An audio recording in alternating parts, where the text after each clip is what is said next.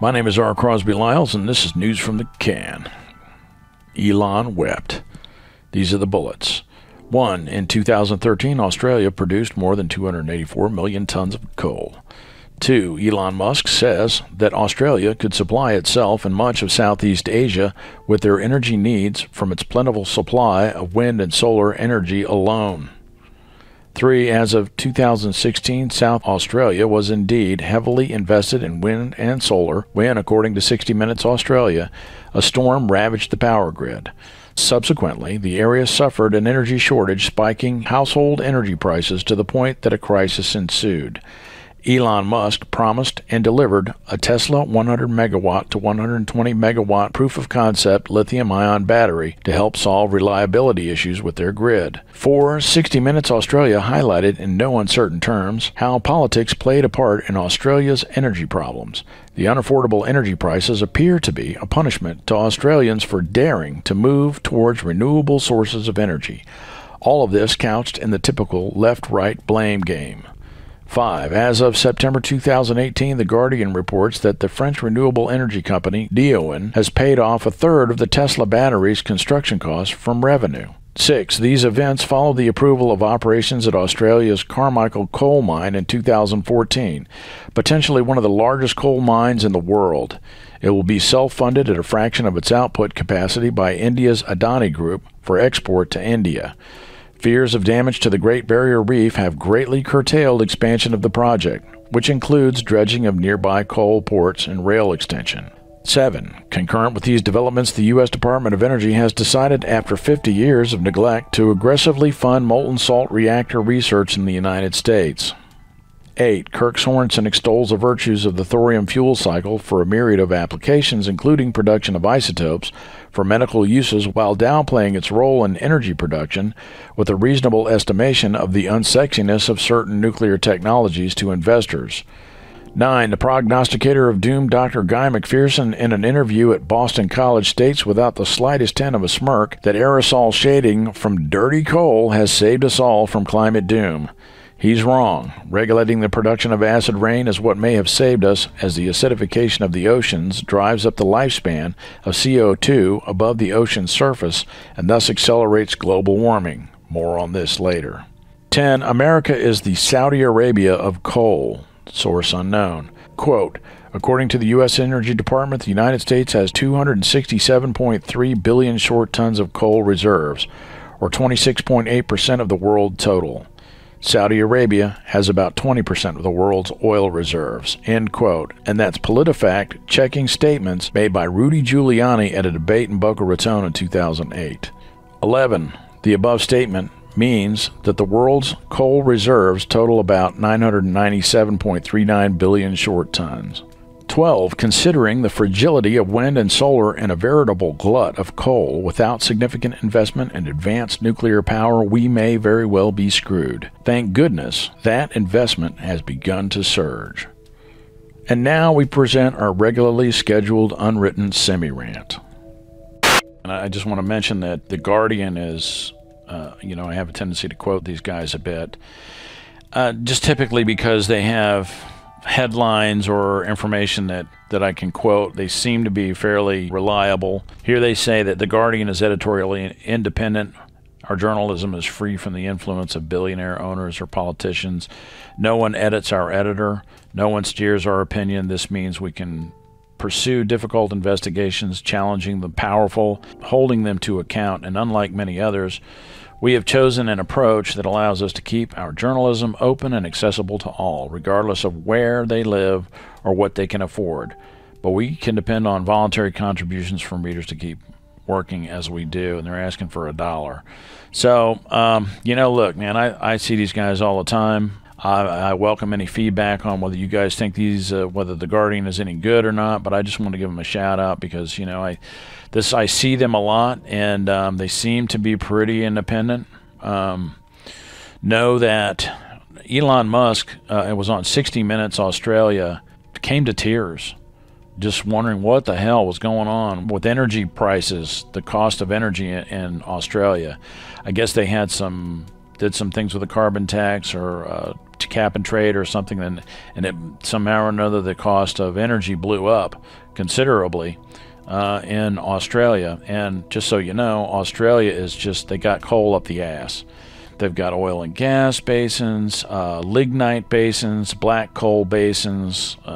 These are all coal export ports, you know, so they're just, as I said in my previous video, 34% of the world coal exports come from Australia, and they've got other minerals, but you can see them from the map here that they've got carbon up the ass in Australia. So, you know, some political things went on, and Australians had a hard time paying their electric bills, to the point that it's sort of like a calamity there. It gets hot in Australia in some places. So to see that The Guardian is covering the other end and stating that South Australia's Tesla battery on track to make back a third of the cost in a year. So this was Elon Musk's solution to that problem, which is a lithium-ion battery racks.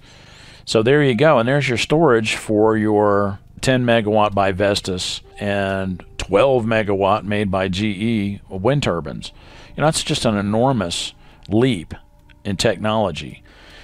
Look at this, 100 megawatt battery, 100 to 129 megawatt battery was switched on in November and is paired with the Hornsdale wind farm about 230 kilometers north of Adelaide. The French renewable energy company Neoen, which owns the battery, filed for IPO listing on the French stock market exchange this month. Shows battery, which is the largest lithium-ion battery in the world, had a capital cost of 56 million euros, or about $90 million. Well, that doesn't really seem like that bad in a way. It generated 8.1 million euros, 13.1 million. That must be Australian dollars. Okay, and I'm not sure what the exchange rate is for that. So it's all about the money. And this is a problem with advanced nuclear power. I do really want to thank the U.S. Department of Energy. I may have been hard on them in the past, but boy, lately they've really been coming around big time for the advanced reactor community, not just for our company, but... So I'll put a link for this video right here in the description.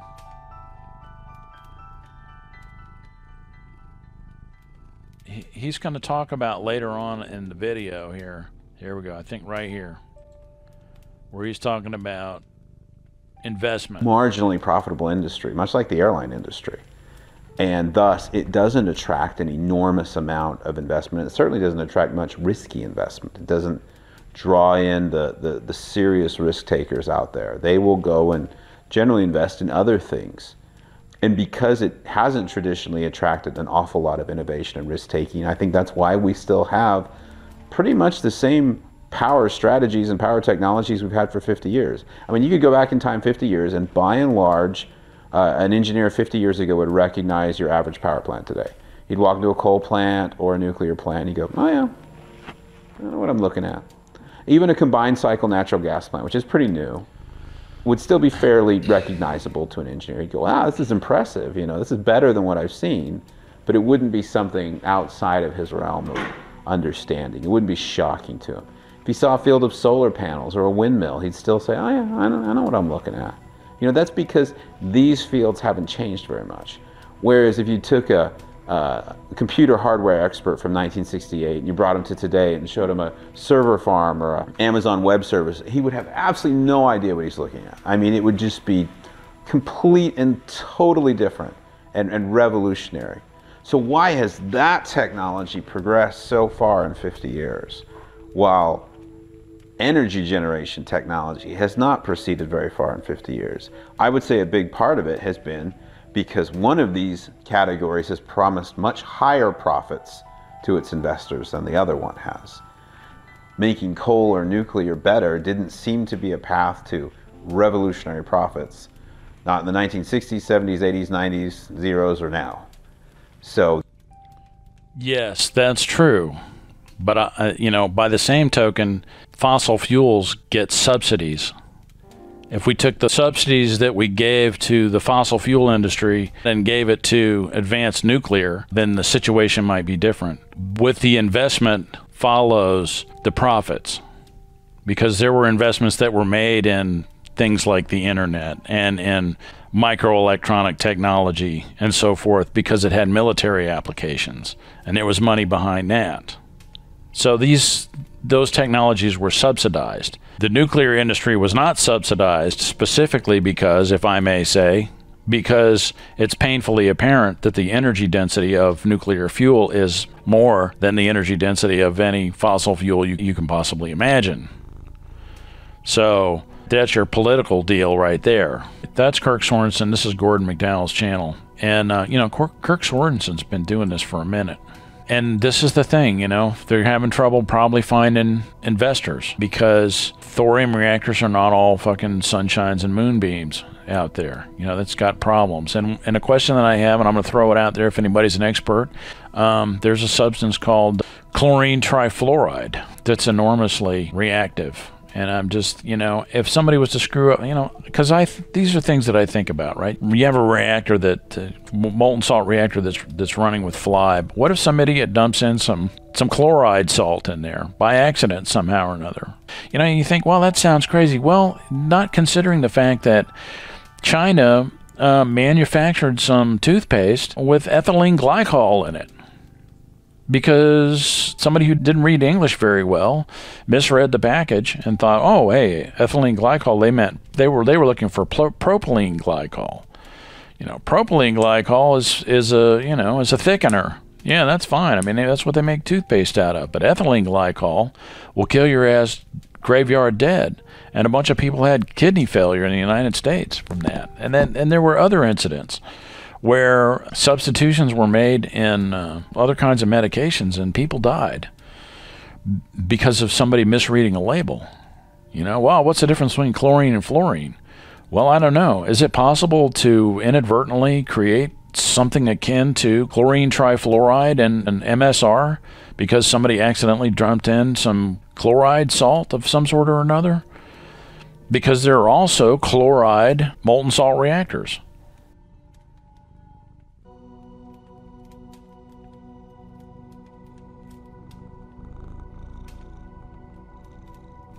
So, I always look for the fuck factor. And, when people are investing millions of dollars, possible problems, big problems, can be very costly. And especially on the nuclear frontier, And so as an investor, you're going to look at that and you're going to say, well, how risky is this? How much risk are we talking about? And that's where these guys, these molten salt reactor guys, and, the lifter guys, the thorium guys, man, they really need to be upfront and open, honest, open about all the potential problems. And obviously there are security issues. So some things really can't be talked about on YouTube. I understand that. That's yeah, I get it. This is some shit you really just can't, and he even mentioned that in this, Kirk Sorensen mentioned that in here somewhere. He said, and then there's this and that, which I can't talk about openly. So, yeah, there's issues, and I understand that, and I'm sensitive to that. But they're going to have to, maybe get in and figure out what can the average guy figure out for himself that we need to be honest and open and real about with this in order to get it moving. And the other thing, too, is that, considering the guy that's in the Oval Office right now, like him or not, I believe he just signed some legislation with a little bit of a budgetary shift towards some cutting-edge nuclear technology. Could be helpful. The regulatory scene is not very good in the United States. Hasn't been. I don't know, it might be better now, but it hasn't been very good in the United States for cutting-edge nuclear technology. It's like you got to pay a lot of money. NewScale has reportedly had to pay like $500 million or something like that just to get an application to build a frickin' plant. It's just like this incredible hurdle they got to jump over. And it just doesn't dawn on anybody that, hey, wow, this energy business, the nuclear business, is in direct competition with fossil fuels. And fossil fuels, they get a free ride just about. And subsidies. So why are they getting all the subsidies? Because I got to tell you something, if the shit really seriously hits the fan, those fossil fuels might be hard to get. You know, it might be hard to keep the lights on with that in that situation, because you have to continuously burn the stuff. You know, you have to have a pile of coal, a big giant pile of coal. You got to keep that stuff going. You can't have a contained energy producing machine somewhere. They're not as robust. A coal-fired power plant is not as robust as a nuclear power plant, depending on how it's built. I mean, you know, Jesus Christ, you could park a nuclear submarine type of thing in a lake somewhere. You know what I'm saying? I mean, really. Then that's the technology that they're using. So anyway, I just wanted to do that quick aside there. You know, this guy's, man, you know, Kirk Sorensen's obviously been working his brains out for years trying to get this thing going. And he admits here that you know, that they're having a problem. They're going to have a problem with investment, because investors want the quick turnaround. They want the quick buck. They don't really give a damn about the good of the species and all, the good of the planet and all that kind of stuff. They want a return on their investment. And it's going to be harder to get that without the investment of the federal government, without some subsidies. Let's just say it, man. Let's just call it out. Who are we giving these subsidies to? You know, if you can give a subsidy to Monsanto or, you know, or any oil company, oil or coal company, then goddamn, you can certainly give a subsidy to the advanced nuclear power industry. You know, because we're going to need that. It isn't about want, it's about need. Everybody knows, you know, I mean, it's with 400 parts per million of CO2 in the atmosphere. You know, the shit is going to hit the fan. That's not a fucking if, not maybe, not oh my gosh, golly geez. No, it's going down. And when it does, you're going to want robust power to power your hospitals, to power your military installations, to do what you got to do. And that's let alone any of the other number of disasters that can happen. You know, for the survival of human beings, for the survival of any sort of cogent, cultural, recognizable cultural system that doesn't look like the Stone Age, you're gonna need advanced nuclear, period. End of report. Because as robust as as some of these wind turbines can be, you're just not going to be able to get enough power out of them goddamn things. You know what I mean? And it's just too easy to blow them. It's too easy for them to get destroyed. So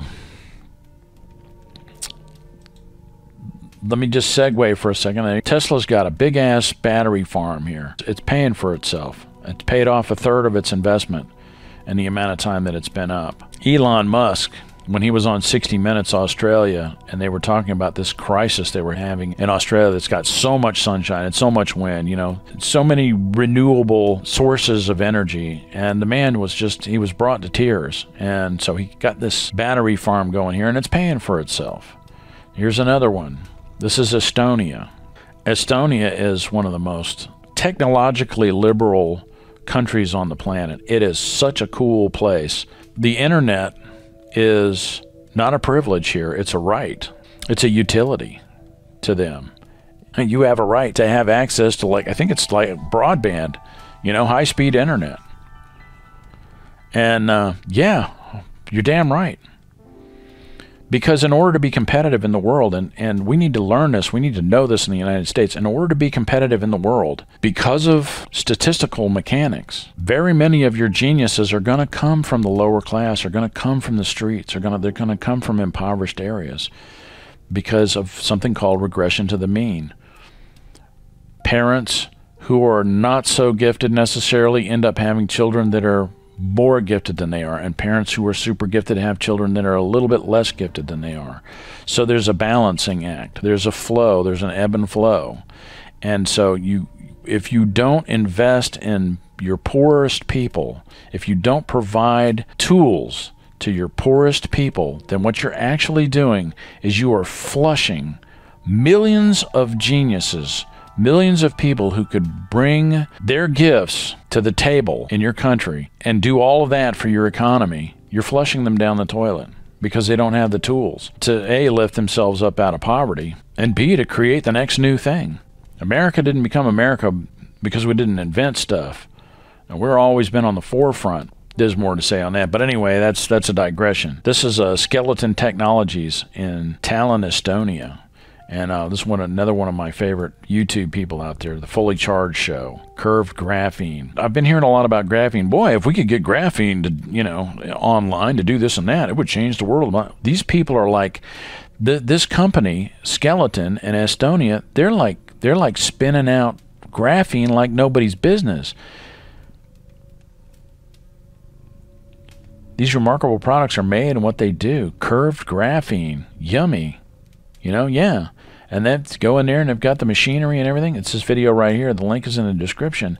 Imagine an electric car with batteries and ultracapacitors. So the ultracapacitors, what they do is the electric braking system, those ultracapacitors absorb the energy from braking, and then they use them to release large amounts of energy that are required in acceleration and things like that. And they have capacitors that are big enough to run a city bus. I mean, they're big. They have these enormous energy densities. Then they're selling them like hotcakes. I mean, this company here this is a company to watch out for, Skeleton Technologies in Estonia. I mean, that's an investment opportunity right there, because these guys, they're making it using graphene. They've got a technique for producing graphene by the yard, more than that. So this is another technology that goes along with your 10, 12 megawatt wind turbines and your other renewable sources of energy that does put a wrinkle in the future scene and how much investors are going to want to invest in things like lifters. Nuclear power is a scary thing. You watch a nuclear weapon go off, and that tells you, it informs you something about nuclear power. It's scary powerful. So let me get down to this. Third way. This is updated December 12th, 2016. So it's a little, it's about 3 years old or so. And it just gives you a snapshot. This is from 2015. June 15th, 2015. It's an 11-minute read. Links are in the description. Samuel Brinton.